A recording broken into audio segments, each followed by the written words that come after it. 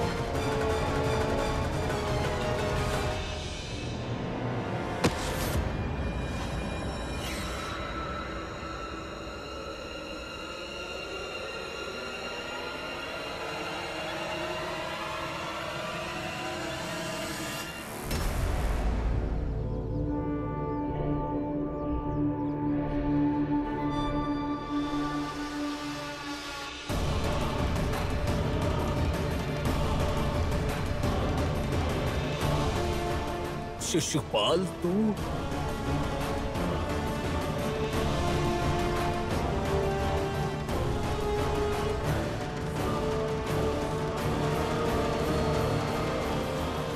बाबा सोडा याला.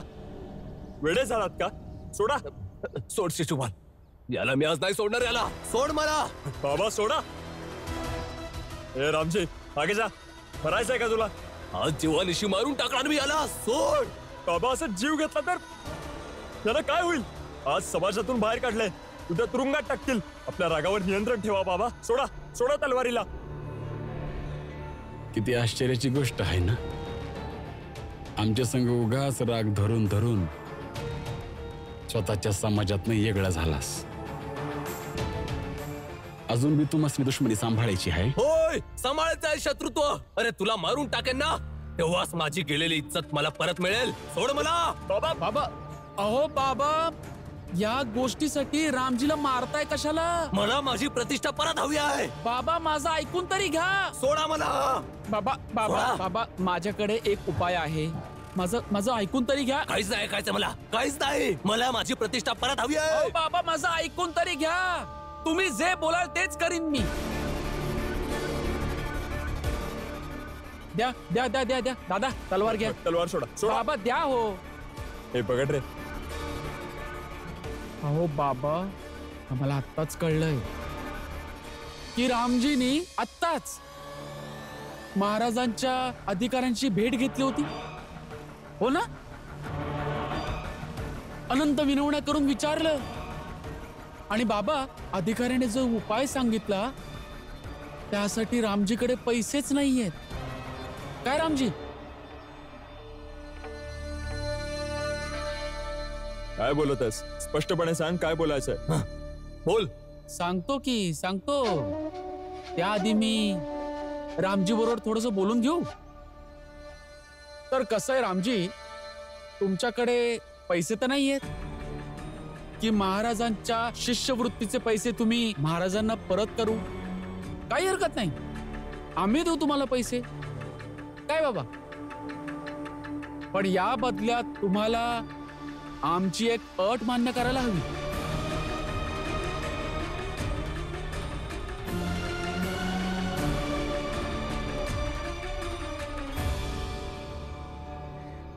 विचार करा की भीम राजासाहेबांकडे काम करायला गेला तर त्याची ओळख कुठपर्यंत पोहोचेल.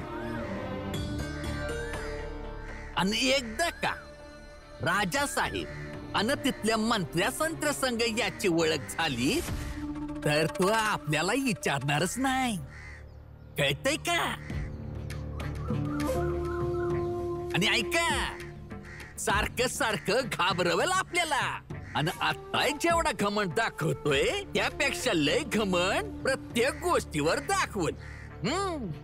हे तर हाय का भीम हाय लय हुशार. आणि एकदा का राजासाहेबाकडे नोकरी करायला गेला ना तर आपल्याला इज्जतच नाही उरणार. काय हितेश भाऊ? म्हणून जे हुशार असतात ते येणाऱ्याची चाहूल लवकरच ओळखत्या.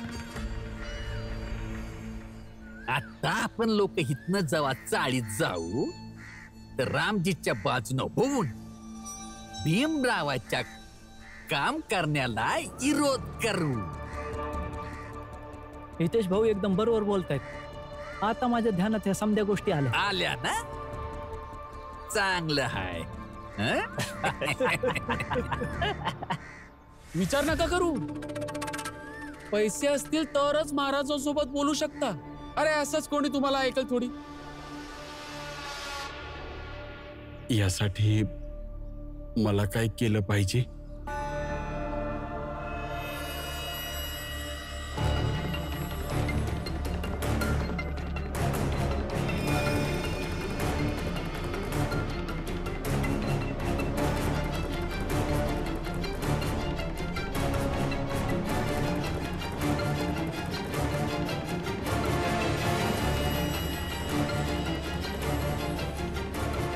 हे मी कसं करू शकतो?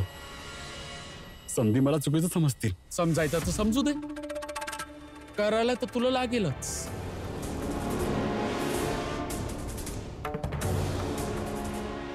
हे जास्त विचार नको करू रामजी. मुलाच्या भविष्याचा प्रश्न आहे.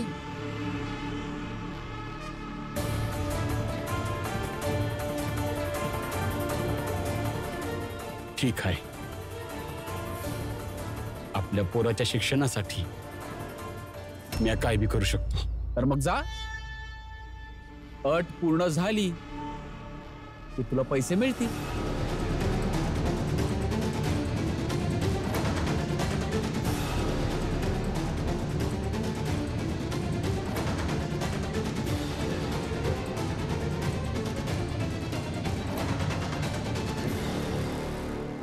बाबा, भीमरावला राजांच्या जवळ का जाऊ द्यायचं? अरे रामजी आपली अट मान्यच करेल तर भीमराव राजांपासूनही लांब राहील आणि आपला बाप रामजी पासूनही लांब राहील. आणि त्या भीमरावची सगळ्यात मोठी ताकद आहे त्याचा बाप रामजी. त्याला तर त्याच्यापासून लांब करायलाच हवं. आणि बाबा ही तलवार वगैरे नका काढत जाऊ. तो भीमराव केस करेल तुमच्यावर. अरे बाबा, जेव्हा डोकं लावून काम होऊ शकतं तर तलवारीची काय गरज आहे?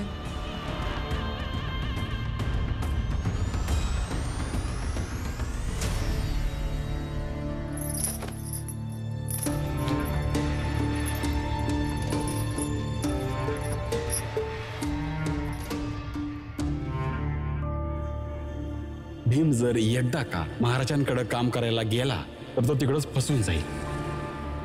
मी आता लोकांसंग बोलून येतो, पण भीमला काही बी सांगू नका. बाबा अजून आले नाहीयेत. माहित नाही काय बोलणं झालं असेल.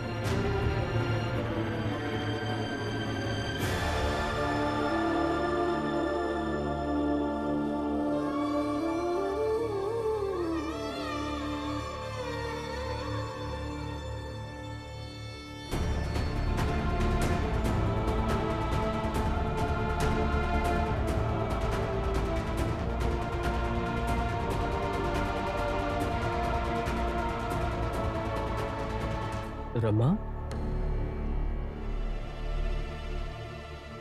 तू काही लपवतीयस माझ्यापासून? नाही, काय नाही. मी कशाला लपू तुमच्यापासून?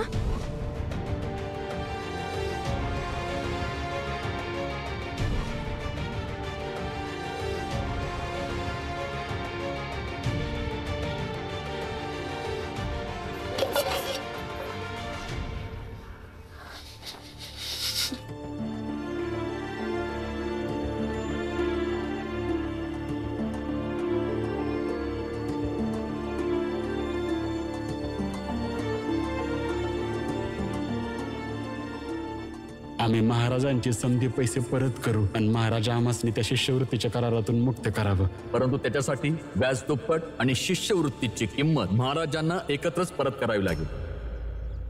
तुमच्याकडे पैसे तर नाहीयेत की महाराजांच्या शिष्यवृत्तीचे पैसे तुम्ही महाराजांना परत करू? काही हरकत नाही. आम्ही देऊ तुम्हाला पैसे, पण ह्या करता तुम्हाला आमची एक अट मान्य करायला हवी.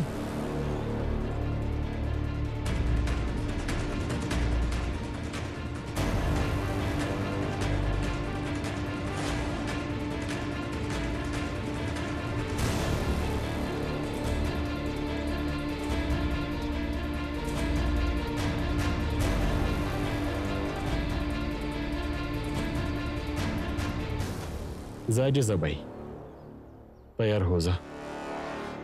आपल्याला कुठेतरी जायचंय.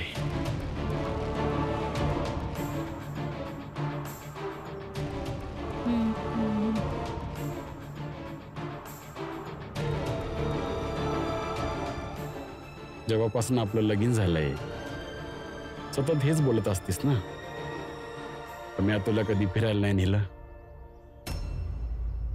तर आज मी तुला फिरवून घेऊन येतो.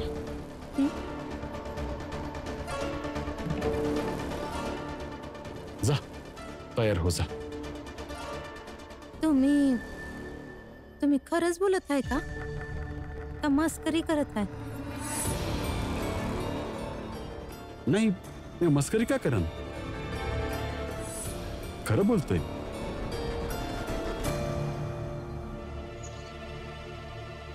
जा, तयार हो जा.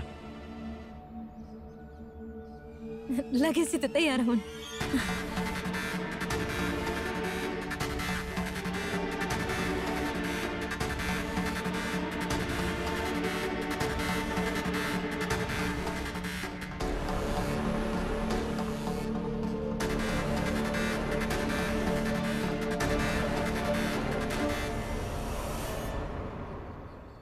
बाबा, तुम्ही अशा विचित्र गोष्टी का बोलतायत?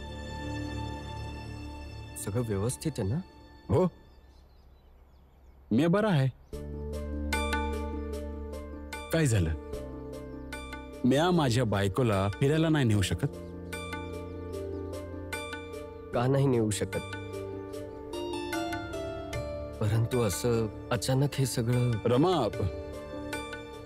होऊ शकतं आम्हाला यायला जरा उशीर होईल. तू हे तांदूळ उचलून ठेव.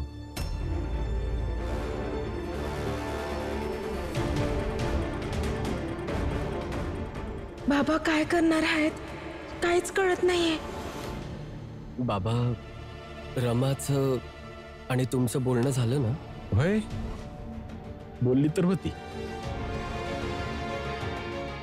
जेव्हा आम्ही बाहेरून फिरून येऊ ना तेव्हा बोलू आपण.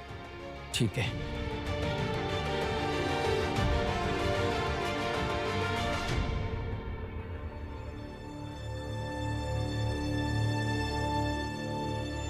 आई, मी आत्ताच ऐकून आले आहे की रामजी भाऊ जिजाबाईला कुठेतरी बाहेर फिरायला घेऊन जाण्याबद्दल बोलत होते.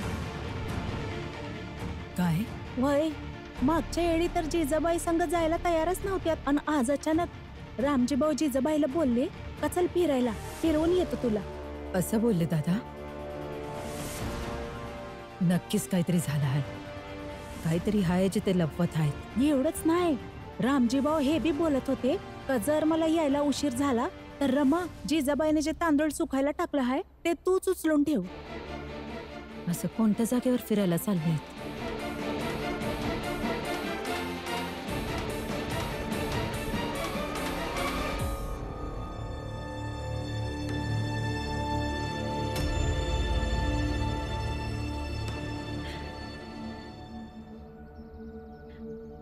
आले मी तयार होऊन.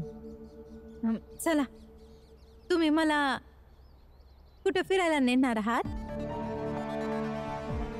चल. दादा, दादा, कुठे जात आहेत तुम्ही? फिरायला घेऊन जाणार आहेत हे ऐकून ताई तर अशी पळत आली की जशी ईज पडणार आहे. अन ताई, तुम्ही ना आता हे प्रश्न नका विचारू. दादा, काय झालं की तुम्ही असं करत आहे तसं करत आहे? मला बी माहित आहे की काहीतरी वेगळी गोष्ट आहे म्हणून हे असं करत आहे. पण मला नाही माहित करून घ्यायचंय का काय वेगळं झालंय ते. मी आता बस यातच आनंदी हाय, कारण आयुष्यात पहिल्यांदा माझा नवरा मला फिरायला घेऊन जात आहे.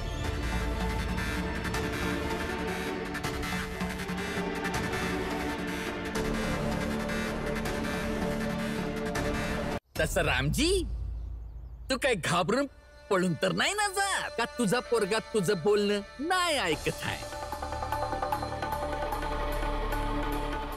तू भीमरावाला अजून शिकवू इच्छितोस. नक्की शिकव. अरे आम्ही समजे तुझ्या संघ आहोत. होय भीम, जेव्हा तू काय बोलतात त्याला ग्रॅज्युएशनची डिग्री घेतलीस तेव्हा तुला बघून आम्हाला समजलं का तुला पुढे शिकलं पाहिजे. एकदम बरोबर बोलला आहे जनार्दन. आणि तुला ना तुझं शिक्षण चालू ठेवलं पाहिजे.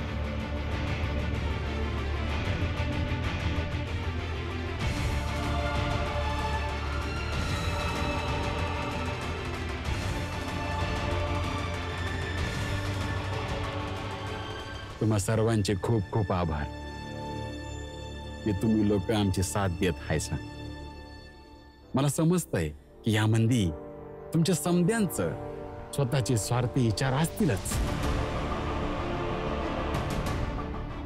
नाहीतर भीमचं चांगलं व्हावं हे तुम्ही का विचारच करू शकत नाही आणि ना कुणाला विचार करू द्याल. बरोबर ना?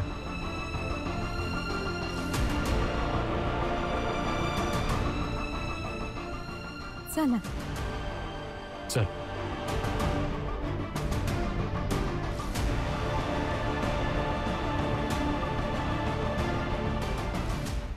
तसं रामजी, तू काय घाबरून पळून तर नाही ना जात का? तुझा पोरगा तुझं बोलणं नाही ऐकत आहे. बाबा पळतातच आहे,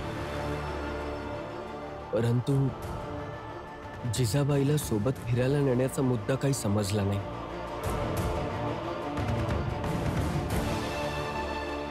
माहित नाही राजांचं त्या अधिकाऱ्यांशी काय बोलणं झालं असेल बाबांबद्दल.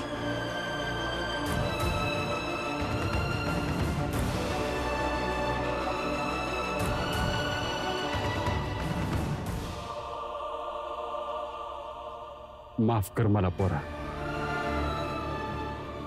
याच्या बिगर माझ्याकडे कुठलाच उपाय नव्हता. कम्या महिपालचं बोलणं न मानू.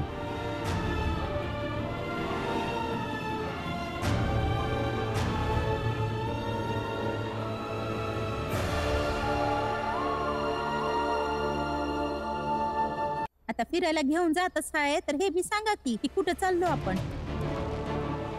माहित पडल. काय असं तर नाहीये ना का तुमच्या पोराच्या कामासाठी माझं बलिदान देत आहे तुम्ही? जर असं असेल तर मी नाही येणार आहे. चल.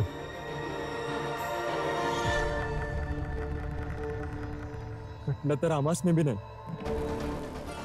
चाललंय काय? बाबा असं का म्हणून गेलं? बाबांव्यतिरिक्त अजून कोणी सांगू पण शकत नाही ते का गेलेत.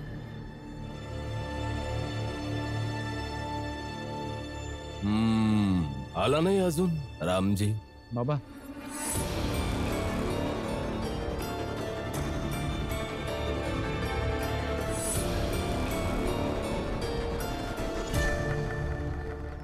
हे तर मेघनाथजींचं घर आहे.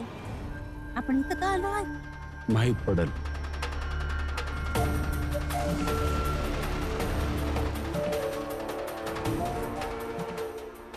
पैजेच्या हिशोबानं या जिजाबाईला तिथनं घेऊन आलोय. आता कवाच न जाण्यासाठी. शिवाल हे दे.